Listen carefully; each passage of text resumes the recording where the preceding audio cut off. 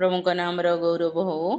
आज आम मैंने वाक्यांश मध्य किसी विषय देखापी जा और आज विषय वस्तु हूँ बाप्तिस्म किपरि नेबा आवश्यक। बाप्तिस्म किपरि नेबा आवश्यक बा आमे बाप्तिस्म केमती नेबा उचित वाक्यर आधार रे ईश्वर इच्छा अनुसार आमे माने बाप्तिस्म किपरि नेबार आवश्यक अछि। ए दिन गुड़िक आमे वाक्यर अनेक विषय शिखुचु। प्रभु आम मान प्रतिदिन वाक्य द्वारा अनेक विषय शिखौछंती कथा कहउछंती आउ ताको सबु आमाने जीवन रे मध्य पालन करिवा पई चेष्टा करूछु। प्रभु ए दिन गुड़िक तांकर आहुरी निकटतर हवा निमंते आम मान अनुग्रह करिसेंती। सेति पई मध्य प्रभु का नाम धन्यवाद दिए। आज आम मान बाप्तिस्म विषय रे मु एथि पई कहबा को इच्छा कली कि आम मानकर जुवा भाई भौणी माने प्रतिदिन संध्या समय रे बसुचंती। अनेक आपण मानक मध्यरु बाप्तिस्म नै सारी थिबे एवं आउरी अनेक मध्य बाप्तिस्म नेबा पई अपेक्षा रे थिबा किंबा प्रार्थना रे थिबे। तबे एई बाप्तिस्म विषय रे आम मानक आज शिखिबार आवश्यकता अछि। कारण कोन आमे माने विभिन्न भिन्न मंडलीर संतान संतति अटु बा भिन्न भिन्न मंडलीर विश्वासी अटु। किंतु मंडली हिसाब रे देखिला बेलकु आम मानकर सेवा कार्य गुड़िक आम मानकर आत्मिक जीवन एवं आम मानकर विभिन्न प्रकार विषय गुड़िक रहुची जहाँ मांडलिक सेवा कार्यर अंतर्भुक्त होउची। तो भिन्न भिन्न मंडली गुड़िक बाप्तिस्म भिन्न भिन्न प्रकार रे दिया जाउची। हेले आमे आज किछि विषय आ भितरु शिखिबा पई जिबा। मोर कहिबार उद्देश्य आपण मानको बाप्तिस्म विषय रे एथि पई कि प्रभु ई दिन गुड़ी करे मते बाप्तिस्म विषय रे बहुत विषय कहिबा पई उत्साह दउछंती कि पिला माननको कहिबार आवश्यकता अछि। जेमिति अतीत दिन गुड़ी करे मो अनेक गुड़ी बाप्तिस्म कार्यक्रम रे जोग देइची। मते इनवाइट करिसेंती बहुत जगह रे वाक्य प्रचार पई कहिसेंती आ बहुत जगह रे मध्य बाप्तिस्म रे सेवा कार्य रे अंशग्रहण करिया पई देइसेंती। किंतु ता भितरे अनेक गुड़ी विषय मते टिके आघात देइची जो गुड़ाक न होबा उचित। एमती अनेक गुड़ी विषय मध्य से सब जगह रे मु देखिची। सेति पई आज आपण मानक मध्य रे मु आसीबा बेले प्रभु कोठारे मु प्रार्थना करूथली को विषय नै गिरी कहिबी। मु अन्य गुड़ी विषय चिंता करिथली किंतु प्रभु मते चाहिले कि बाप्तिस्म विषय रे किछि विषय कहिबा निमंते मो संक्षिप्त रे आपण मानको कहिबी। किंतु अल्प हेले मध्य एहा गुरुत्वपूर्ण अटे। प्रभु आम मानको साहाय्य करंतु समस्त विषय बुझिबा निमंते। बाप्तिस्म किपरि नेबा आवश्यक अटे। बाप्तिस्म नेबा पूर्व रे जणे विश्वासी को बा जणे संतान को बा जणे जुबा हुंतु किंबा वयस्क हुंतु जे भी के हुंतु तांको किपरि भाबरे प्रस्तुत होबार अछि। आउ एई प्रस्तुतिकरण जो समय ए समय अवधि भितरे से किभली भाबरे आपणा को प्रस्तुत करेबे किपरि भाबरे प्रभुଙ୍କ ठारे समर्पित हेबे एवं किपरि भाबरे शेष समय रे से बाप्तिस्म नेबे। एई भितरे आमाने किछि विषय शिखिबा पई जिबा। प्रथमे आमाने देखिबा बाप्तिस्म निमंते आमको प्रथम विषय कोन प्रवर्ताए बा को विषय आमानको बाप्तिस्म नेबा उपयुक्त बोली मने कराए। बाप्तिस्म नेबा पई आमको को विषय गुडी को दरकार जहाँ बिना आमे जदि बाप्तिस्म नौचु ताले आमर बाप्तिस्म आत्मिक सेवा कार्य बा आत्मिक जीवन रो आरंभ विषय ताहा बाधा प्राप्त होउची। तेणु बाप्तिस्म नेबा पूर्व आमको जानिबार अछि आमको केतोटी विषय निहाती आवश्यक अटे बाप्तिस्म नेबा निमंते। तार बिना आमे बाप्तिस्म जदि नबु से बाप्तिस्म ईश्वरଙ୍କ दृष्टि रे यथार्थ हेब नाही। आमर आत्मिक जीवन को मध्य अभिवृद्धि हबारे सहायक हेबने एवं भिन्न कत्रे कहिया गले यह परित्राण निमंते मध्य उपयुक्त हब नाही। परित्राण कोन विश्वासी जीवन रो प्रथम पदक्षेप होची परित्राण। प्रभु यीशु ख्रीष्ट को जानिबा होची अनंत जीवन अटे। परित्राण अनंत जीवन ई सबु को पूर्ण करेबा निमंते बा संपूर्ण होची कोठी यदि आमे बाप्तिस्म नौचु। तबे एई बाप्तिस्म निमंते आमको केतोटी विषय निहाती आवश्यक अटे जहाँ बिना आमे बपतिस्म नेबा उचित नुहे। आमे देखिबा एही बपतिस्म निमंते आमानकु को विषय गुड़िकर आवश्यकता अछि। प्रथम विषय हैला विश्वास। विश्वास बिना बपतिस्म नेबा अनुचित अटे। कारण कौन अनेक क्षेत्र रे मु देखिछि अनेक जगह रे पिला मानकर बयस जेतेबेले हे जाउछि से माने +3 कले किंबा चाकरी कले किंबा विवाह उपयुक्त हेले से समय रे झियो बड़ हो गलेनी बा पुओ बड़ हो गलेनी तार बपतिस्म हे नाही बोली कहि पिता माता कोन करंती ना बपतिस्म देई दियंती। मंडली मध्य बपतिस्म देई दिए। बपतिस्म कार्य धूमधाम रे समाप्त हुए। आजिकल तो बपतिस्म को बहुत सेलिब्रेशन करा जाउछि माने बहुत खाना पीना होउछि हाई लेवल रो खाना पीना होउछि बहुत पार्टी होउछि आउ कपड़ा पिंधा ठारू आरंभ करिके बहुत किछि वीडियोग्राफी बहुत किछि होउछि ता भितरे एते सब बाहिक आडंबर घटुछि मात्र ता भितरे आत्मिक कार्य गुडिक जो रहिबा कथा ताहा रहु नै। जी बपतिस्म नेला से परित्राण कोन बोली जानि नथिबो प्रभु जीशु किए बोली जानि नथिबो विश्वास कोन बोली जानि नथिबो किंतु बपतिस्म नउथिबो एवं बपतिस्म पर्याय समय गुड़िक भितर कौन प्रकार सठिक शिक्षा गुड़िक दि जाई नथिबो मात्र बपतिस्म कार्यक्रम हेबो से बपतिस्म नेबे आनंद रे खुशी रे आ बहुत एंजॉय हबो सब जिनस सरीबो किंतु वास्तव विषय प्रभु जीशु ख्रीष्ट आमनको जीवन निमंते आसीथिले आमको उद्धार करिबा पई परित्राण देबा निमंते से केवल आमको केवल बपतिस्म करैबा निमंते आसी नथिले मात्र परित्राण थाले तांकर मुख्य उद्देश्य हेले आमे देखिबा विश्वास विदाउट विश्वास रे जदि आमे बपतिस्म नउचु ए बपतिस्म सठिक हेबो नाही। जे बपतिस्म नउछथि गोटे थरे प्रश्न पचारिबे आपण काहाको विश्वास कले आपणक भीतर अंतर आत्मा आपणको विश्वास करिबा पई देइछि केमती विश्वास कले आमे देखिबा जे टिके विश्वास प्रथमे देखिबा आमे विश्वास विषय रे आपण माने टिके पढंतु मार्क लिखित सुसमाचार तार 1 अध्याय तार 15 पद। मार्क लिखित सुसमाचार 1 अध्याय तार 15 पद एटे लिखा जाउछि काल संपूर्ण हेलाणी ईश्वरंक राज्य सन्निकट मन परिवर्तन कर और सुसमाचार रे विश्वास कर। कोथरे विश्वास कर सुसमाचार रे विश्वास कर। काल संपूर्ण हेलाणी ईश्वरंक राज्य सन्निकट तेणु कोथरे विश्वास करिवार अछि सुसमाचार रे विश्वास करिवार अछि। जे व्यक्ति जो संतान बा जो पुओ हो कि झियो हो कि जे भी कहीं हुंतो जो विश्वासी बपतिस्म नउछन्ति तांको फर्स्ट टिके गोटे क्वेश्चन करिवार अछि आपण सुसमाचार जानंती कोठी विश्वास करिवार अछि सुसमाचार रे विश्वास करिवार अछि। सुसमाचार जानंती सुसमाचार पाइछन्ति सुसमाचार के देइछन्ति विदाउट सुसमाचार रे बपतिस्म कार्यक्रम हबो जदी विदाउट विश्वास रे बपतिस्म कार्यक्रम हबो जदी ता ईश्वरंक दृष्टि रे उत्तम बा योग्य बपतिस्म नुहे।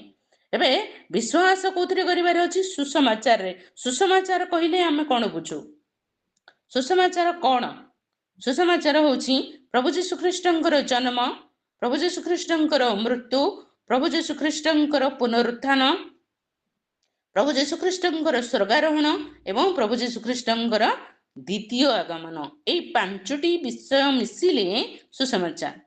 गोटे विषय सुसमाचार नुहे केवल जन्म विषय कहवा सुसमाचार नुहे केवल मृत्यु कहवा सुसमाचार नुहे केवल पुनरुत्थान कहवा सुसमाचार नुहे केवल स्वर्गारोहण कहवा सुसमाचार नुहे किंबा केवल द्वितीय आगमन कहवा सुसमाचार नुहे जन्म ठारू द्वितीय आगमन पर्यंत पांचटी विषय को जानिबा निहाती दरकार। बपतिस्म पूर्व रे ए पांचटी विषय ऊपर ही आपणकर विश्वास स्थिर रहिबार अछि। यार बिना जदि के बपतिस्म नउछन्ति से बपतिस्म केबे भी ईश्वरंक दृष्टि उत्तम हेबने आ आपणकर आत्मिक जीवन निमंते यह मध्य उपयुक्त हेब नाही। प्रथम हैला सुसमाचार रे विश्वास करिबा। सुसमाचार रे विश्वास बिना जदि के बपतिस्म नउछन्ति दया करे से समय गुडी करे टिके आपणांको मध्य संजत रखंतु कारण कोन काल मंद अटे बहुत प्रकार लोक माने उठिबे बहुत प्रकार कार्यक्रम चलिबो ता मध्य रे आमानकर विश्वास जीवन मध्य फसी न जाऊ प्रभु अनुग्रह करंतु।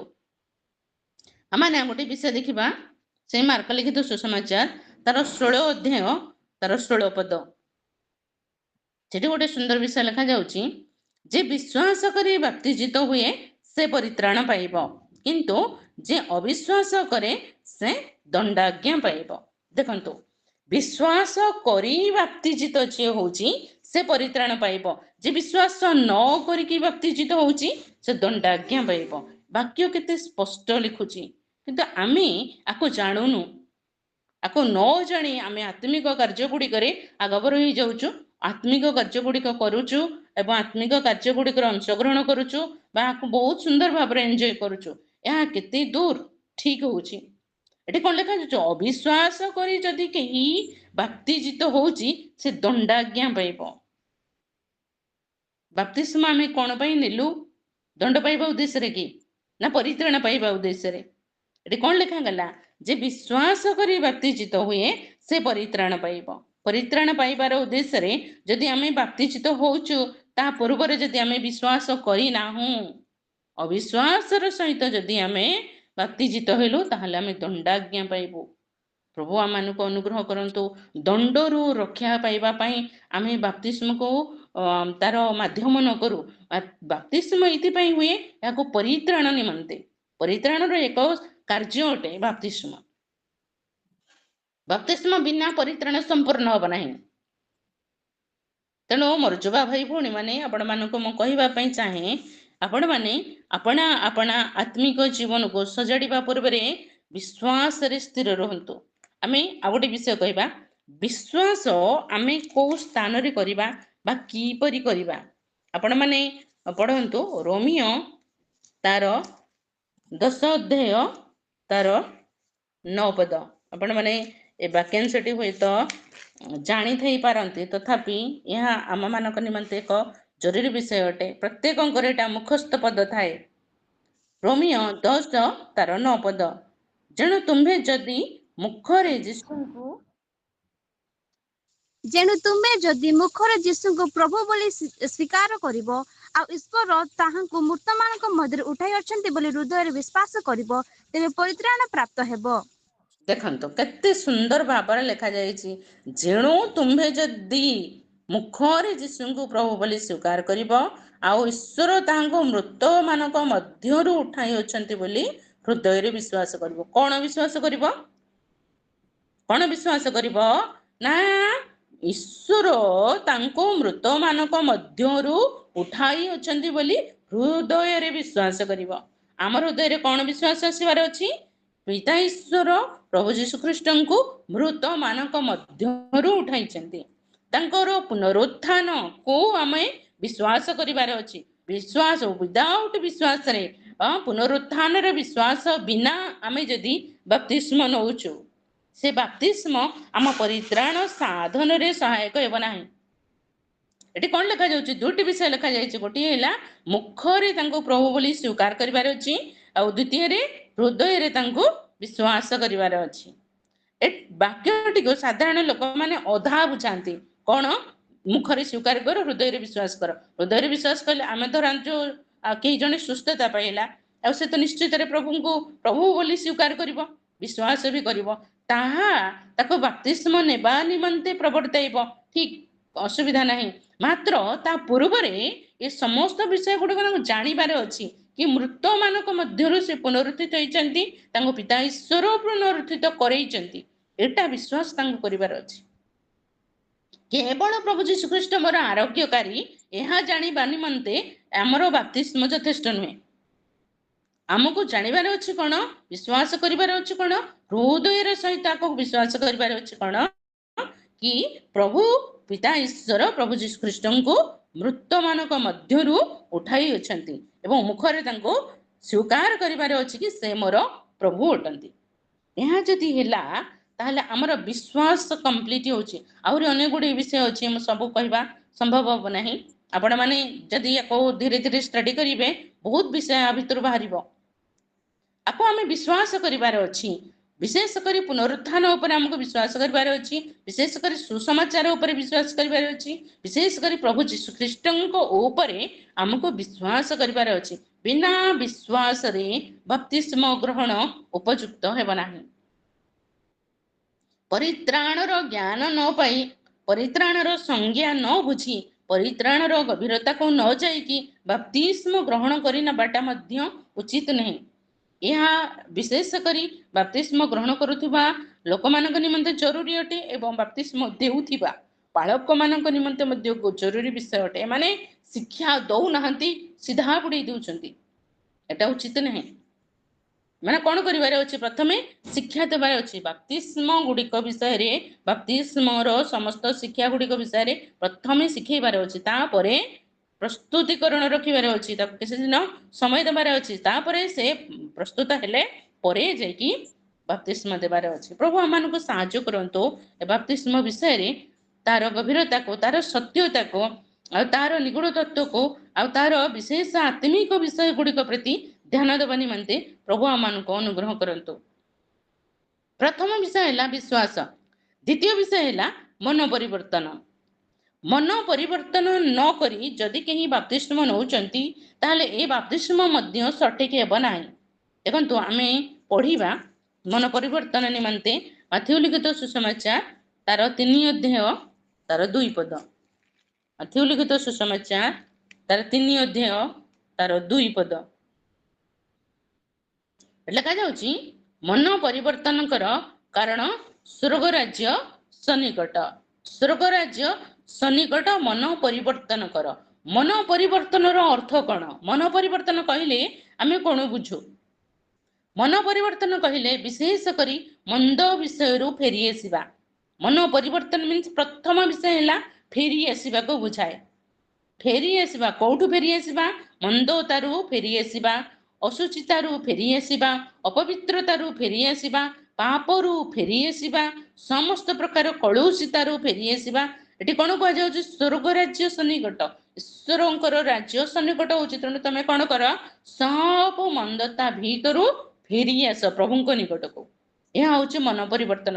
ଜଣେ ବ୍ୟକ୍ତି ନିଜର ମନ ପରିବର୍ତ୍ତନ ନ କରି, ଆମେ ଯେମିତି ଅଛୁ ସେମିତି ଅବସ୍ଥାରେ ଥାଉ, ଯାହା କରୁଛୁ ସେମିତି କରୁଥାଉ, ଯୋଉ ଭଳି ଆଚରଣ ଉଚ୍ଚାରଣ କରୁଛୁ ସେମିତି ଥାଉ, ଆମ ଜୀବନରେ ଯାହା ଚାଲିଥିଲେ ସେମିତି ଚାଲିଥାଉ, ଆଉ ଆମେ ବାପ୍ତିସ୍ମ ନେଇଯିବୁ। ଏହା ସଠିକ ନୁହେଁ। ଏହା ସଠିକ ନୁହେଁ। ଏହା ଏକ ଆତ୍ମିକ କାର୍ଯ୍ୟ ଅଟେ। ଏଥିରେ ପିତା, ପୁତ୍ର, ପବିତ୍ର ଆତ୍ମାଙ୍କର ଉପସ୍ଥିତି ରହୁଛି ଏବଂ ଏଇ ବାପ୍ତିସ୍ମର କାର୍ଯ୍ୟକ୍ରମଟି ଆମର ଆତ୍ମିକ ଜୀବନ, ସ୍ୱର୍ଗୀୟ ଜୀବନ ସହିତ ସଂଯୁକ୍ତ ବିଷୟଟି ଅଟେ। ଆକୁ ଆମେ ଏତେ ଖାମଖିଆଲିରେ ମୌଜ ମଜଲିସ ଭାବରେ ଗ୍ରହଣ ନ କରୁ, ଏହାର ସତ୍ୟତାକୁ ଜାଣୁ। ମନ ପରିବର୍ତ୍ତନ ବିନା ବାପ୍ତିସ୍ମ ନେବା ଅନୁଚିତ ଅଟେ। ମନ ପରିବର୍ତ୍ତନ ନ ହେଇଥିଲେ ଜୀବନ ଯେମିତି ଚାଲିଥିଲେ ସେମିତି ଚାଲିଥିବ। ବାପ୍ତିସ୍ମ ପୂର୍ବରେ ଆମେ ଯାହା ଥିଲୁ, ବାପ୍ତିସ୍ମ ପରେ ମଧ୍ୟ ଆମେ ସେଇଆ ହିଁ ରହିଯିବୁ। ପରିବର୍ତ୍ତନ ହେବ ନାହିଁ। ଖ୍ରୀଷ୍ଟୀୟ ଜୀବନର ମୁଖ୍ୟ ବିଷୟ ହେଉଛି ପରିବର୍ତ୍ତନ। ସେଥିପାଇଁ ଏଠି କଣ ହେଇଛି? ଏଟା ମାଥିଉ ଲିଖିତ ସୁସମାଚାର 3 ଅଧ୍ୟାୟ। 3 ଅଧ୍ୟାୟରେ ବାପ୍ତିଜକ ଯୋହନ ଆସୁଛନ୍ତି। ଯୋହନ ପ୍ରଥମେ ଆସିକି ଗୋଟିଏ ବିଷୟ ଘୋଷଣା କରିଥିଲେ, ତାହା ହଉଛି ମନ ପରିବର୍ତ୍ତନ। ସେ ମନ ପରିବର୍ତ୍ତନ ନିମନ୍ତେ ଘୋଷଣା କରିଥିଲେ। ମନ ପରିବର୍ତ୍ତନ ହଉଛି ମୁଖ୍ୟ ବିଷୟ। ମନ ପରିବର୍ତ୍ତନ ନହେଲେ ଜୀବନ ପରିବର୍ତ୍ତନ ହବ ନାହିଁ। ଜୀବନ ପରିବର୍ତ୍ତନ ନହେଲେ ଆମେ ଯାହା ଥିଲୁ ତାହା ହିଁ ହେଇକି ରହିଯିବୁ। ଆମର ଶୈତାନିକ ଜୀବନ ଯାହା ଥିଲା, ଆମ ଖ୍ରୀଷ୍ଟୀୟ ଜୀବନ ତାହା ହିଁ ହେଇକି ରହିଯିବ। ପ୍ରଭୁ ଆମମାନଙ୍କୁ ଅନୁଗ୍ରହ କରନ୍ତୁ ଏହା ନ ହେବା ନିମନ୍ତେ। ମନ ପରିବର୍ତ୍ତନ ନିହାତି ଆବଶ୍ୟକ ଅଟେ। ମନ ପରିବର୍ତ୍ତନ ନିମନ୍ତେ ଆମମାନଙ୍କୁ ପ୍ରଭୁ ଅନୁଗ୍ରହ କରନ୍ତୁ। ଆମେ ଦେଖିବା ପ୍ରେରିତ ପୁସ୍ତକ ତାର 3 ଅଧ୍ୟାୟ ତାର 19 ପଦ। ପ୍ରେରିତ ପୁସ୍ତକ ତାର 3 ଅଧ୍ୟାୟ ତାର 19 ପଦ। ଏଠି ଗୋଟେ ସୁନ୍ଦର ବିଷୟ ଲେଖା ଅଛି, ଅତଏବ ଯେପରି ଆପଣା ମାନଙ୍କର ପାପ ମୋଚନ ହୋଇପାରେ, ଏଥି ନିମନ୍ତେ ମନ ପରିବର୍ତ୍ତନ କରି ଫେରି ଆସନ୍ତୁ। ମନ ପରିବର୍ତ୍ତନ କରିକି ଫେରି ଆସନ୍ତୁ। କେମିତି? କଣ ପାଇଁ? ଯେପରି ପାପ ମୋଚନ ହେଇପାରେ, ପାପ ଗୁଡାକ ଯେପରି ଦୂର ହେଇଯାଇ ପାରିବ, ସେଥିପାଇଁ ଆପଣା ଆପଣା ମନ ପରିବର୍ତ୍ତନ କରି ପ୍ରଭୁଙ୍କ ନିକଟକୁ ଫେରି ଆସନ୍ତୁ। ଫେରି ଆସିବାର ଅଛି। ଆଉ ଏସବୁ ନ ଜାଣିକି ଯଦି କେହି ବାପ୍ତିସ୍ମ ନଉଛି, ସେ କି ସତରେ ଫେରି ଆସିଥିବ? ପଚାରିବେ ତ, ପରିତ୍ରାଣ ପାଇଛନ୍ତି ଆପଣ? କିନ୍ତୁ ବାପ୍ତିସ୍ମ ନେଇଛନ୍ତି। ବହୁତ ସୁନ୍ଦର ଭାବରେ ବିଭିନ୍ନ ବିଷୟ ଗୁଡିକ ହେଇକରି ଚାଲୁଛି। ଆଜିକାଲିକା ବାପ୍ତିସ୍ମ ତ କେତେ ବର୍ଷ ପର୍ଯ୍ୟନ୍ତ ଲୋକମାନେ ସେଲିବ୍ରେସନ କରୁଛନ୍ତି। ଆକୁ ବୁଝିବା ନିମନ୍ତେ ପ୍ରଭୁ ଅନୁଗ୍ରହ କରନ୍ତୁ। ପରିବର୍ତ୍ତନ ମନ ପରିବର୍ତ୍ତନ କରି ଫେରି ଆସନ୍ତୁ, ମନ୍ଦତାରୁ ଫେରି ଆସନ୍ତୁ, ପାପରୁ ଫେରି ଆସନ୍ତୁ, ଅଶୁଚିତାରୁ ଫେରି ଆସନ୍ତୁ। ମୁଁ କିଛି ଦିନ ତଳେ ଗୋଟେ ଜାଗାକୁ ପ୍ରଚାର ପାଇଁ ଯାଇଥିଲି। ସେଠି କଣ ଘଟିଲା, ବାପ୍ତିସ୍ମ କାର୍ଯ୍ୟକ୍ରମ ଥିଲା। ବାପ୍ତିସ୍ମ କାର୍ଯ୍ୟକ୍ରମ ପରେ ମୁଁ ଦେଖୁଛି ଯୋଉ ବ୍ୟକ୍ତି ମାନେ ବାପ୍ତିସ୍ମ ନେଇଛନ୍ତି ସେମାନେ ପରବର୍ତ୍ତୀ ସମୟରେ ମଧ୍ୟ ସମାନ ନିଶା ପାଣି ବ୍ୟବହାର କରୁଛନ୍ତି। ଯେମିତି ଜୀବନ ଥିଲା ସେମିତି ଜୀବନ ଅଛି, ପରିବର୍ତ୍ତନ ବୋଲି କିଛି ନାହିଁ। ଆଗରେ ସେମାନେ ଯାହା ଥିଲେ ବାପ୍ତିସ୍ମ ହେଲା, ବାପ୍ତିସ୍ମ ପରେ ମଧ୍ୟ ସମାନ ଅଛି। ଜୀବନ ଯଦି ପରିବର୍ତ୍ତନ ହଉନାହିଁ, ଆମେ ବାପ୍ତିସ୍ମ ଭଳି ଏକ ପବିତ୍ର କାର୍ଯ୍ୟକୁ କାହିଁକି ନିନ୍ଦିତ କରିବୁ? ପରିବର୍ତ୍ତନ ହବାକୁ ଯଦି ଇଚ୍ଛା ନାହିଁ, ଏଭଳି ରାସ୍ତାରେ କାହିଁକି ଆସିବୁ? ମତେ ବିଷୟଟି ବହୁତ ବାଧା ଲାଗିଥିଲା, ବହୁତ କଷ୍ଟ ଲାଗିଥିଲା। ମାତ୍ର ଉପାୟ ନାହିଁ, ଆମେ କିଛି କରିପାରିବୁ ନାହିଁ। ହେଲେ ଫେରି ଆସନ୍ତୁ, ମନ ପରିବର୍ତ୍ତନ କରନ୍ତୁ, ଫେରି ଆସନ୍ତୁ, ମନ୍ଦତାକୁ ଛାଡ଼ନ୍ତୁ, ନିଶା ପାଣିକି ଛାଡ଼ନ୍ତୁ, କୁଶ୍ଚିତ କାର୍ଯ୍ୟ ଗୁଡାକ ଛାଡ଼ନ୍ତୁ, ଜୀବନକୁ ପରିବର୍ତ୍ତନ କରନ୍ତୁ। ତାପରେ ଯଦି ମନ ବଦଳି ନାହିଁ, ଜୀବନ ବଦଳି ପାରିବ ନାହିଁ। ଜୀବନ ବଦଳିବା ପାଇଁ ହେଲେ ପ୍ରଥମେ ମନକୁ ବଦଳିବା ପାଇଁ ପଡିବ। ସେଥିପାଇଁ ସେ ଫାଷ୍ଟ କହିଲେ ମନ ପରିବର୍ତ୍ତନ କର। ମନ ପରିବର୍ତ୍ତନ ବିନା ବାପ୍ତିସ୍ମ ନିଅନ୍ତୁ ନାହିଁ। ବାପ୍ତିସ୍ମ ନେବା ପୂର୍ବରେ ଏ ସମସ୍ତ ବିଷୟ ଗୁଡିକ ଦୟା କରିକି ଧ୍ୟାନ ଦିଅନ୍ତୁ।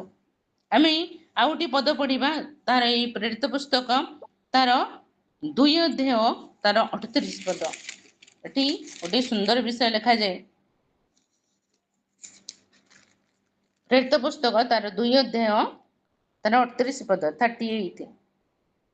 ତେଣୁ ପିତର ସେମାନଙ୍କୁ କହିଲେ, ଆପଣମାନେ ମନ ପରିବର୍ତ୍ତନ କରନ୍ତୁ ଆଉ ନିଜ ନିଜ ପାପ କ୍ଷମା ନିମନ୍ତେ ପ୍ରତ୍ୟେକ ଜଣ ଯୀଶୁ ଖ୍ରୀଷ୍ଟଙ୍କ ନାମରେ ବାପ୍ତିଜିତ ହୁଅନ୍ତୁ। ତାହା ହେଲେ ଆପଣମାନେ ପବିତ୍ର ଆତ୍ମାଙ୍କର ଦାନ ପ୍ରାପ୍ତ ହେବେ। ଦେଖନ୍ତୁ, ପିତରଙ୍କର ପ୍ରଚାର ଏଇଟା। ପିତର କଣ କହୁଛନ୍ତି? ଆପଣ ମାନେ ମନ ପରିବର୍ତ୍ତନ କରନ୍ତୁ ଆଉ ନିଜ ନିଜ ପାପ କ୍ଷମା ନିମନ୍ତେ ପ୍ରଭୁ ଯୀଶୁ ଖ୍ରୀଷ୍ଟଙ୍କ ନାମରେ ବାପ୍ତିଜିତ ହୁଅନ୍ତୁ। ପ୍ରଥମେ ମନ ପରିବର୍ତ୍ତନ କରନ୍ତୁ, ନିଜ ନିଜର ପାପ କ୍ଷମା, ନିଜ ବିଷୟରେ ମୁଁ ଅନ୍ୟ ବିଷୟରେ କହିବୁନି, ଆମେ ନିଜ ବିଷୟରେ କହିବୁ। ନିଜର ପାପ କ୍ଷମା ପାଇଁ ଆମେ ବାପ୍ତିସ୍ମ ନେବା ପାଇଁ ଆସିବାର ଅଛି। ଏଇ ସବୁ ଜାଣିବାର ଅଛି ପ୍ରଥମ ବିଷୟ। ଆକୁ ଯଦି ନ ଜାଣିକି ସିଧା ବୟସ ହେଲାଣି, ବାହାଘର ସମୟ ହେଲାଣି, ଚାକିରି ହେଇଗଲାଣି ଇତ୍ୟାଦି ଇତ୍ୟାଦି ଭାବିକିରି ସବୁ ଲୋକ ନେଉଛନ୍ତି, ଆମେ ନେଇଯିବୁ, ସେମାନଙ୍କର ହଉଛି ସୁନ୍ଦର ଭାବରେ ଧୁମଧାମରେ ହଉଛି, ବହୁତ ଖୁସି ଲାଗୁଛି, ମୁଁ ବି ସେଇ ଭିତରେ ସାମିଲ ହେଇଯିବି, ମୋର ବି ହେଇଯାଉ, ଏମିତି ଭାବରେ ଖାମଖିଆଲି ଭାବରେ ଏ କାମଟି ନ ହଉ। ଏହା ଏକ ଆତ୍ମିକ ବିଷୟ ଅଟେ। ଏଠି କଣ ଲେଖା ହେଲା? ଆପଣ ମାନେ ମନ ପରିବର୍ତ୍ତନ କରନ୍ତୁ। ପ୍ରଥମେ ମନ ପରିବର୍ତ୍ତନ କରନ୍ତୁ, ତାପରେ ପାପ କ୍ଷମା ନିମନ୍ତେ ବାପ୍ତିଜିତ ହୁଅନ୍ତୁ। ପ୍ରଭୁ ଆମମାନଙ୍କୁ ଅନୁଗ୍ରହ କରନ୍ତୁ। ଏ ସମସ୍ତ ବିଷୟ ଗୁଡିକ ଦେଇକି ଗତି କଲା ବେଳେ ଆମମାନଙ୍କୁ ପ୍ରଭୁ ସାହାଯ୍ୟ କରନ୍ତୁ, କିପରି ଭାବରେ ଆମେ ଏଇ ଭିତରେ ମନ ପରିବର୍ତ୍ତନର ଉପଯୁକ୍ତ ଫଳ ଉତ୍ପନ୍ନ କରୁ, ମନ ପରିବର୍ତ୍ତନ କରୁ, ମନ୍ଦରୁ ଫେରୁ, ପାପରୁ ଫେରୁ, ଅଶୁଚିତାରୁ ଫେରୁ, ବାହିକ ସ୍ୱଭାବ ଗୁଡାକ, ଆନ୍ତରିକ ସ୍ୱଭାବ ଗୁଡାକ ଆକୁ ବୁଝୁ, ଆପଣା ସ୍ୱଭାବକୁ ପରିବର୍ତ୍ତନ କରୁ। ତାହେଲେ ଆମେ ଗୋଟେ ବାପ୍ତିସ୍ମ ପରେ ଏକ ନୂଆ ଜୀବନ ପାଇବୁ, ଖ୍ରୀଷ୍ଟୀୟ ଜୀବନ ପାଇବ। ସେ ଖ୍ରୀଷ୍ଟୀୟ ଜୀବନ ଗୌରବର ଜୀବନ ହବ, ସେ ଖ୍ରୀଷ୍ଟୀୟ ଜୀବନ ପବିତ୍ରତାର ଜୀବନ ହବ, ସେ ଖ୍ରୀଷ୍ଟୀୟ ଜୀବନ ଈଶ୍ୱରଙ୍କ ସ୍ୱଭାବର ଜୀବନ ହବ। ଯଦି ଆମେ ମନ ପରିବର୍ତ୍ତନ ନ କରିଥିବୁ, ତାହେଲେ ଏଇ ସ୍ୱର୍ଗୀୟ ଜୀବନଟି ଯିବା ପାଇଁ ଆମମାନଙ୍କୁ କଷ୍ଟସାଧ୍ୟ ହେଇଯିବ। ପ୍ରଭୁ ଆମମାନଙ୍କୁ ସାହାଯ୍ୟ କରନ୍ତୁ। ଆମେ ଦେଖିବା ଲୋକଲିଖିତ ସୁସମାଚାର ତାର 15 ଅଧ୍ୟାୟ ତାର 10 ପଦ। ଲୋକଲିଖିତ ସୁସମାଚାର ତାର 15 ଅଧ୍ୟାୟ ତାର 10 ପଦ। ମୁଁ ତୁମମାନଙ୍କୁ କହୁଅଛି, ସେହି ପ୍ରକାରେ ଯେ ମନ ପରିବର୍ତ୍ତନ କରେ, ଏପରି ଜଣେ ପାପୀ ନିମନ୍ତେ ଈଶ୍ୱରଙ୍କ ଦୂତମାନଙ୍କ ସମ୍ମୁଖରେ ଆନନ୍ଦ ହୁଏ। ଦେଖନ୍ତୁ କେତେ ସୁନ୍ଦର ଲେଖାଯାଇଛି। ଯେତେବେଳେ ଜଣେ ପାପୀ ମନ ପରିବର୍ତ୍ତନ କରେ, ଯେତେବେଳେ ଜଣେ ପାପୀ ମନ ପରିବର୍ତ୍ତନ କରେ, ଏପରି ଜଣେ ପାପୀ ନିମନ୍ତେ ଈଶ୍ୱରଙ୍କ ଦୂତମାନଙ୍କ ସମ୍ମୁଖରେ ଆନନ୍ଦ ହୁଏ। ଏହା ଜାଣିକିରି ଯଦି କେହି ବାପ୍ତିଜିତ ହଉଛି, ଏହା ଏକ ଗୌରବର ବିଷୟ ଅଟେ, ଏକ ଆନନ୍ଦର ବିଷୟ ଅଟେ, ଏହା ବାସ୍ତବ ଆନନ୍ଦର ବିଷୟ ଅଟେ। ଆକୁ ନ ଜାଣିକିରି ଯୋଉମାନେ ବାପ୍ତିଜିତ ହଉଛନ୍ତି ସେମାନେ ଯୋଉ ସେଲିବ୍ରେସନର ଆନନ୍ଦ ଉଠାଉଛନ୍ତି, ଦାମୀ କପଡ଼ା ପିନ୍ଧିବାର ଆନନ୍ଦ ଉଠାଉଛନ୍ତି, ବଢ଼ିଆ ବଢ଼ିଆ ଖାଦ୍ୟ ପଦାର୍ଥର ପରିବେଷଣ କରିବାର ଆନନ୍ଦ ଉଠାଉଛନ୍ତି, ଅନେକ ଗିଫ୍ଟ ପାଇଛି ବୋଲି ଖୁସି ହବାର ଆନନ୍ଦ ଉଠାଉଛନ୍ତି, ବଡ଼ ବଡ଼ ଗେଷ୍ଟ ମାନେ ଆସିଛନ୍ତି ବୋଲି ଆନନ୍ଦ ଉଠାଉଛନ୍ତି, ସୁନା ଗହଣା ପାଇଛୁ ବୋଲି ଆନନ୍ଦ ଉଠାଉଛନ୍ତି। ସେ ଆନନ୍ଦ ଆଉ ଏଇ ଆନନ୍ଦ ଭିତରେ କେତେ ଫରକ ଚିନ୍ତା କରନ୍ତୁ। ଏଠି କଣ ଲେଖାଯାଉଛି? ଯଦି ଯେତେବେଳେ ଜଣେ ପାପୀ ମନ ପରିବର୍ତ୍ତନ କରୁଛି ସେତେବେଳେ ଈଶ୍ୱରଙ୍କର ସମ୍ମୁଖରେ ଦୂତ ମାନଙ୍କ ସମ୍ମୁଖରେ ଆନନ୍ଦ ହଉଛି ସ୍ୱର୍ଗରେ। ବାପ୍ତିସ୍ମ କୋଉଠି ହଉଛି? ପୃଥିବୀରେ। କେହି କେହି ତ ଲୁଚିକିରି ବାପ୍ତିସ୍ମ ନେଉଛନ୍ତି, କେହି କେହି ନଦୀରେ ନେଉଛନ୍ତି, କେହି କେହି ଚର୍ଚ୍ଚ ଗ୍ରାଉଣ୍ଡ ଭିତରେ ନେଉଛନ୍ତି, ଭିନ୍ନ ଭିନ୍ନ ସ୍ଥାନରେ ବିଶ୍ୱାସୀ ମାନଙ୍କର ପରିସ୍ଥିତି ଅବସ୍ଥା ଦେଖିକିରି ବାପ୍ତିସ୍ମ ଦିଆଯାଉଛି। କିନ୍ତୁ ଆନନ୍ଦ କୋଉଠି ହଉଛି? ସ୍ୱର୍ଗରେ ହଉଛି। ଏହା ଏକ ଆତ୍ମିକ କାର୍ଯ୍ୟ ଅଟେ। ଈଶ୍ୱର ଆପଣଙ୍କର ଆତ୍ମିକ ଜୀବନକୁ ଦେଖୁଛନ୍ତି, ଦୂତମାନେ ଆପଣଙ୍କର ଆତ୍ମିକ ଜୀବନକୁ ଦେଖୁଛନ୍ତି, ଆଉ ଆପଣଙ୍କର ପରିବାର ପାଳକ ମଣ୍ଡଳୀ ଏ ସମସ୍ତ ମଧ୍ୟ ଆପଣଙ୍କର ଆତ୍ମିକ ଜୀବନକୁ ଦେଖୁଛନ୍ତି। କିଛି ନ ବୁଝି ବାପ୍ତିସ୍ମ କାର୍ଯ୍ୟକ୍ରମ ଭଳି ଗୋଟିଏ ପବିତ୍ର କାର୍ଯ୍ୟକ୍ରମରେ ଆପଣ ଏବଂ ମୁଁ ଆମେ ଯେତେବେଳେ ସାମିଲ ହଉଛୁ ଆମକୁ ବୁଝିବାର ଅଛି। ତାପରେ ଯୋଉମାନେ ବାପ୍ତିସ୍ମ ଗ୍ରହଣ କରୁଛନ୍ତି ସେମାନେ ମଧ୍ୟ ଏ ସମସ୍ତ ବିଷୟ ଗୁଡ଼ିକ ସତର୍କତାର ସହିତ ଗ୍ରହଣ କରନ୍ତୁ ବୋଲି ମୋର ନିବେଦନ। ପ୍ରଭୁ ଆମମାନଙ୍କୁ ଅନୁଗ୍ରହ କରନ୍ତୁ। ଦ୍ୱିତୀୟ ବିଷୟ ଥିଲା ମନ ପରିବର୍ତ୍ତନ। ତୃତୀୟ ବିଷୟ ଆମେ ଦେଖିବା ପାଇଁ ଯିବା। ତୃତୀୟ ବିଷୟ ହେଉଛି ଅନୁତାପ। ଆମେ ଯେତେବେଳେ ମନ ପରିବର୍ତ୍ତନ କରୁ ଆମ ମନ ଭିତରରେ ଥିବା, ଆମ ଜୀବନ ଭିତରେ ଥିବା ସମସ୍ତ ମନ୍ଦତା ଗୁଡ଼ାକ ଆମ ସମ୍ମୁଖକୁ ଆସିଯାଏ, ଯୋଉଗୁଡ଼ାକ ଆମେ ଜାଣିନଥିଲୁ ବା ଯୋଉଗୁଡ଼ାକ ଆମେ ମାନେ ଏତେ ଗୁରୁତ୍ୱ ଦଉନଥିଲୁ, ଏଭଳି ଅନେକ ପାପ ଅସୁଚିତା ଗୁଡ଼ାକ ଆମ ସମ୍ମୁଖକୁ ଆସିଯାଏ। ସେତେବେଳେ ଏଇ ପାପ ଅସୁଚିତା ଉଦ୍ଦେଶ୍ୟରେ ଏଇ ମନ୍ଦତା ଗୁଡ଼ାକ ଦେଖିକିରି, ଆମ ଜୀବନର କଳୁଷିତା ଗୁଡ଼ାକ ଦେଖିକିରି, ଆମ ଜୀବନର ସମସ୍ତ ଅନ୍ଧାରୀ କାର୍ଯ୍ୟ ଗୁପ୍ତ କାର୍ଯ୍ୟ ଗୁଡ଼ାକ ଦେଖିକିରି ଆମ ଭିତରର ଅନ୍ତରାତ୍ମା କଣ କରେ? ଅନୁତାପ କରେ। ମୁଁ ଏତେ ସବୁ ପାପରେ ବୁଡ଼ିକି ରହିଥିଲି। ଦାଉଦ କଣ କହନ୍ତି? ଦାଉଦ କହନ୍ତି ମୋର ପାପ ମୋ ମସ୍ତକ ଠାରୁ ଉପରକୁ ଉଠିଛି। ସେ ଦେଖିଲେ ତାଙ୍କର ପାପକୁ, ତାଙ୍କ ଜୀବନର ପାପ ସବୁକୁ। ଆମେ ଯେତେବେଳେ ଆମ ଜୀବନର ପାପ ସବୁକୁ ଦେଖୁ ଆମକୁ କଣ କରିବାର ଅଛି? ଅନୁତାପ କରିବାର ଅଛି। ଯଦି ଅନୁତାପର ହୃଦୟ ଆସୁନାହିଁ, ଅନୁତାପର ପ୍ରାର୍ଥନା ଆସୁନାହିଁ, ଅନୁତାପର ଅଶ୍ରୁ ଆସୁନାହିଁ, ଆଉ ଆପଣ ବାପ୍ତିସ୍ମ ନେଉଛନ୍ତି, ତାହେଲେ ସେ ବାପ୍ତିସ୍ମ ସଠିକ ନୁହେଁ। ସେଥିପାଇଁ ଆଜିର ବିଷୟବସ୍ତୁ ଆମେ ବାପ୍ତିସ୍ମ କିପରି ନେବା ଆବଶ୍ୟକ ଅଟେ। ଅନୁତାପର ସହିତ ଆମେ ବାପ୍ତିସ୍ମ ନେବାର ଅଛି। ଅନୁତାପର ଅଶ୍ରୁ ଆମ ଠାରେ ଥିବାର ଅଛି। ଅନୁତାପର ଖେଦ ଆମ ଭିତରେ ଥିବାର ଅଛି। ଅନୁତାପ ବିନା ଆମେ ବାପ୍ତିସ୍ମ ନେବା ଉଚିତ ନୁହେଁ। ଆପଣ ଗୋଟେ ବାକ୍ୟ ପଢନ୍ତୁ, ପ୍ରଥମ ଜୋହନ ତାର 1:9। ଏଇ ବାକ୍ୟଟି ମଧ୍ୟ ପ୍ରାୟ ସବୁ ଲୋକମାନଙ୍କର ମୁଖସ୍ଥ ପଦ ଥାଏ, ତଥାପି ଆମେ ପଢିବା ପ୍ରଥମ ଜୋହନ 1:9। ଯଦି ଆମ୍ଭେମାନେ ଆପଣା ପାପ ସ୍ୱୀକାର କରୁ, ତେବେ ସେ ଆମ୍ଭମାନଙ୍କର ପାପ କ୍ଷମା କରିବାକୁ ଓ ସମସ୍ତ ଅଧର୍ମରୁ ଆମ୍ଭମାନଙ୍କୁ ପରିଷ୍କାର କରିବାକୁ ବିଶ୍ୱସ୍ତ ଓ ନ୍ୟାୟବାନ ଅଟନ୍ତି। ସେ ବିଶ୍ୱସ୍ତ ଓ ନ୍ୟାୟବାନ ଅଟନ୍ତି କଣ ପାଇଁ? ଆମମାନଙ୍କର ପାପ ଅଧର୍ମ ସବୁ କ୍ଷମା କରିକି ଆମକୁ ପରିଷ୍କାର କରିଦେବା ପାଇଁ। କିନ୍ତୁ ଆମକୁ ପ୍ରଥମେ କଣ ଲେଖା ହେଇଛି? ସେଥିପାଇଁ ଫାଷ୍ଟ ୱାର୍ଡ ଲେଖା ହେଇଛି ଯଦି। ଯଦି ଯଦି ଆମ୍ଭେମାନେ ଆପଣା ପାପ ସ୍ୱୀକାର କରୁ, ଆମର ଅନୁତାପର ହୃଦୟ ଆସିବାର ଅଛି। ପାପ ସ୍ୱୀକାର ପୂର୍ବକ ଅନୁତାପ ଆମେ କରିବାର ଅଛି। ଆମେ ଯଦି ଏକୁ ସ୍ୱୀକାର କଲୁ, ଅନୁତାପ କଲୁ, ଆଉ ପ୍ରାର୍ଥନାର ସହିତ ତାକୁ ପ୍ରଭୁଙ୍କ ନିକଟରେ ସମର୍ପଣ କଲୁ, ଆଉ କ୍ଷମା ମାଗିଲୁ, କଣ ଲେଖା ହେଲା? ତେବେ ସେ ଆମ୍ଭମାନଙ୍କର ପାପ କ୍ଷମା କରିବାକୁ ଆମେ କ୍ଷମା ମାଗିବାର ଅଛି। ଅନୁତାପର ସହିତ ଆମେ କ୍ଷମା ମାଗିଲୁ, ତେବେ ସେ କଣ କରିବେ? ଆମମାନଙ୍କୁ କ୍ଷମା କରିବେ ଆଉ ପରିଷ୍କାର କରିବା ପାଇଁ କି ବିଶ୍ୱସ୍ତ ଓ ନ୍ୟାୟବାନ ଅଟନ୍ତି। ଆପଣ ପଢନ୍ତୁ ହିତୋପଦେଶ ତାର 28 ଅଧ୍ୟାୟ ତାର 13 ପଦ। ହିତୋପଦେଶ ତାର 28 ଅଧ୍ୟାୟ ତାର 13 ପଦ। ଏଠି ଗୋଟେ ସୁନ୍ଦର ବିଷୟ ଲେଖାଯାଏ।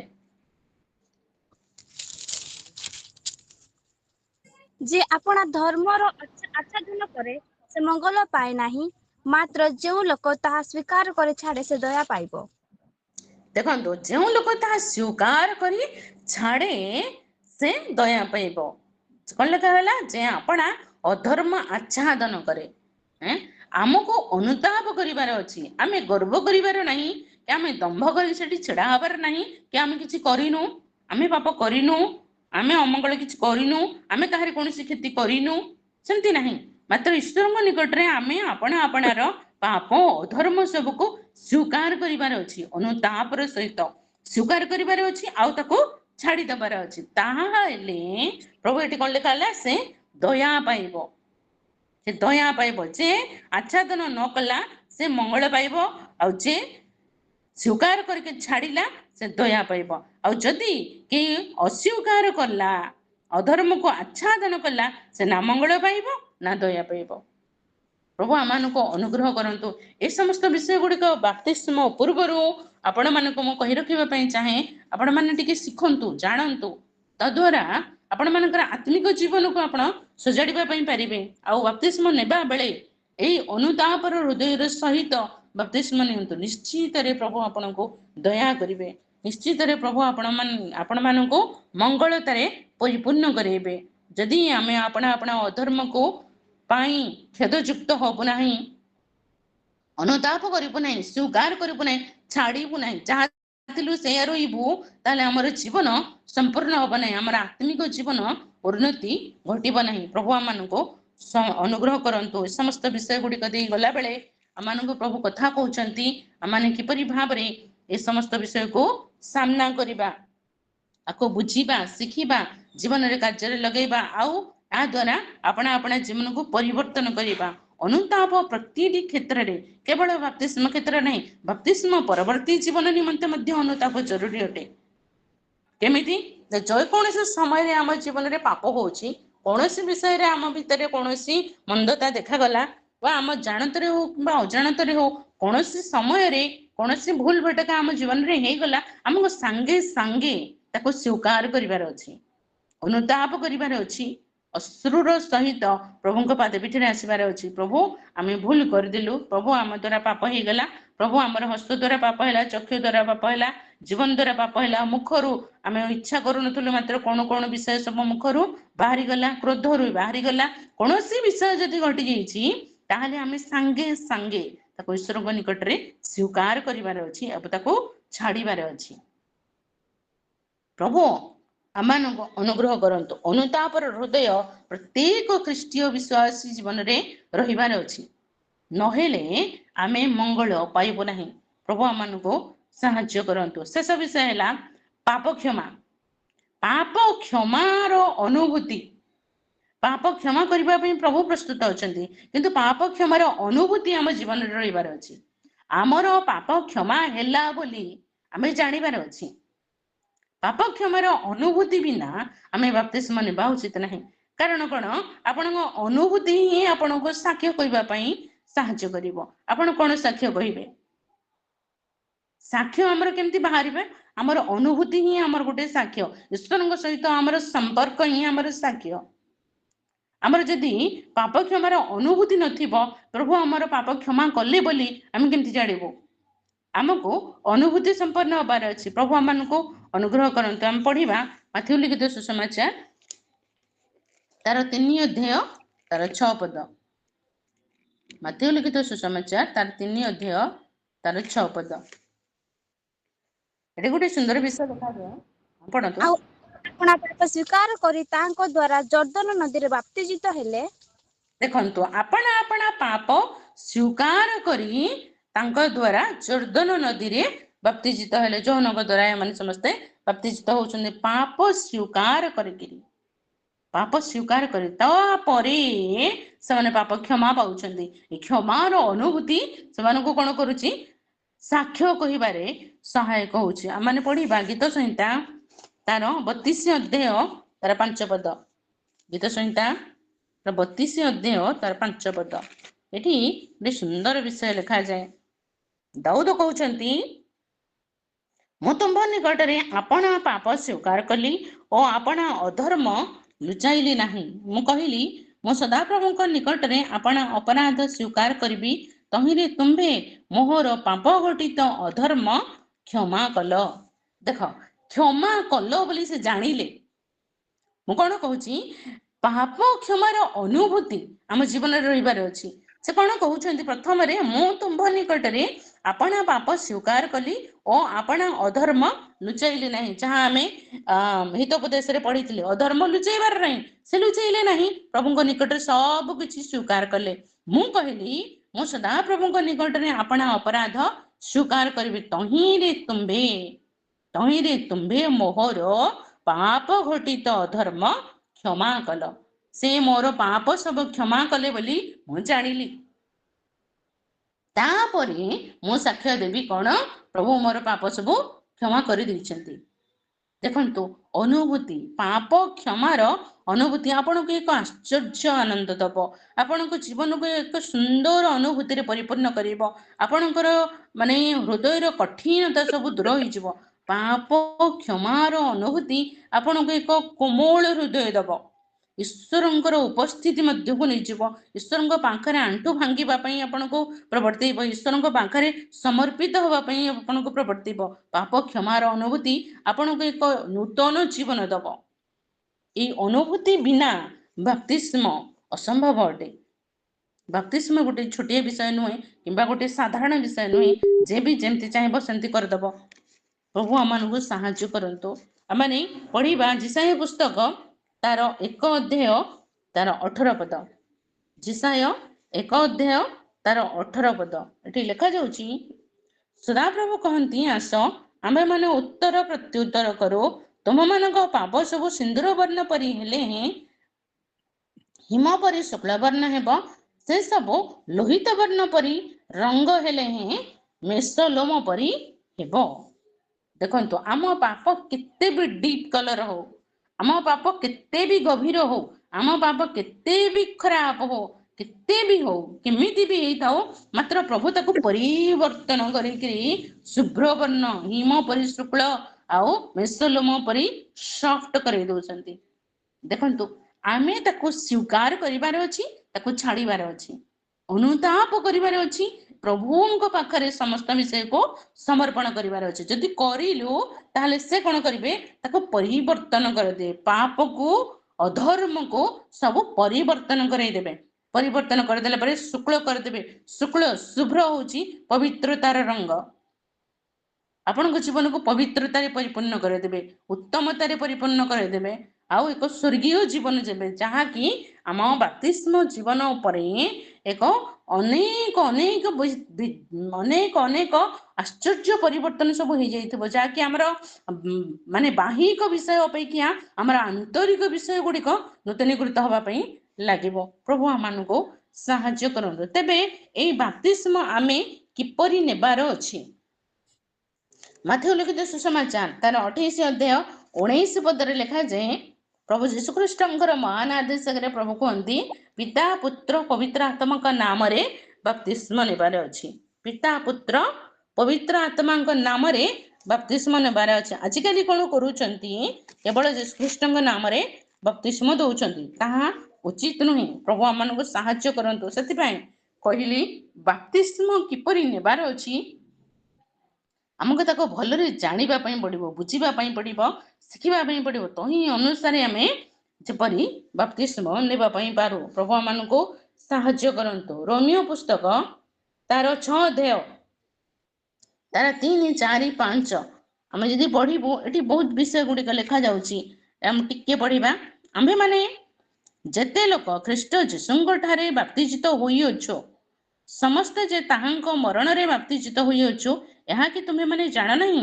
ଅତଏବ ଆମ୍ଭେମାନେ ବାପ୍ତିସ୍ମ ଦ୍ୱାରା ମରଣରେ ତାହାଙ୍କ ସହିତ ସମାଧି ପ୍ରାପ୍ତ ହୋଇଅଛୁ, ଯେପରି ଖ୍ରୀଷ୍ଟ ପିତାଙ୍କ ଗୌରବ ଦ୍ୱାରା ମୃତମାନଙ୍କ ମଧ୍ୟରୁ ଯେଉଁ ପ୍ରକାରେ ଉତ୍ଥାପିତ ହେଲେ, ଆମ୍ଭେମାନେ ମଧ୍ୟ ସେହି ପ୍ରକାରେ ଜୀବନର ନୂତନ ଭାବରେ ଆଚରଣ କରୁ। କାରଣ ଯଦି ଆମ୍ଭେମାନେ ତାହାଙ୍କ ମୃତ୍ୟୁର ସାଦୃଶ୍ୟରେ ମୃତ୍ୟୁ ଭୋଗ କରି ତାହାଙ୍କ ସହିତ ଏକୀଭୂତ ହୋଇଅଛୁ, ତାହା ହେଲେ ନିଶ୍ଚୟ ତାହାଙ୍କ ପୁନରୁତ୍ଥାନ ସାଦୃଶ୍ୟରେ ମଧ୍ୟ ଉତ୍ଥିତ ହୋଇ ତାହାଙ୍କ ସହିତ ଏକୀଭୂତ ହେବା। ଦେଖନ୍ତୁ, କେତେ ଗଭୀର ବିଷୟ ଗୁଡିକ ଏ ସ୍ଥାନରେ ବାପ୍ତିସ୍ମ ପାଇଁ ଲେଖାଯାଇଛି। ବାପ୍ତିସ୍ମରେ କଣ ହୁଏ, ଆମେ ସମାଧି ପାଉ। ଆଉ ବାପ୍ତିସ୍ମ ପରେ ଆମେ ଯେତେବେଳେ ଜଳରୁ ଉଠି ଆସୁ, ସେତେବେଳେ ଆମେ ଏକ ନୂତନ ଜୀବନ ପାଉ, ପୁନରୁତ୍ଥାନ ହୁଏ। जो समाधि पाइबा पुनरुत्थान हेबा यह होची बाप्तिस्मर निदर्शन अटे। बाप्तिस्म रे आमर पुरातन स्वभाव, पुरातन जीवन, पुरातन आचरण, पुरातन समस्त विषय बाप्तिस्म द्वारा जल मध्य समाधिस्थ है।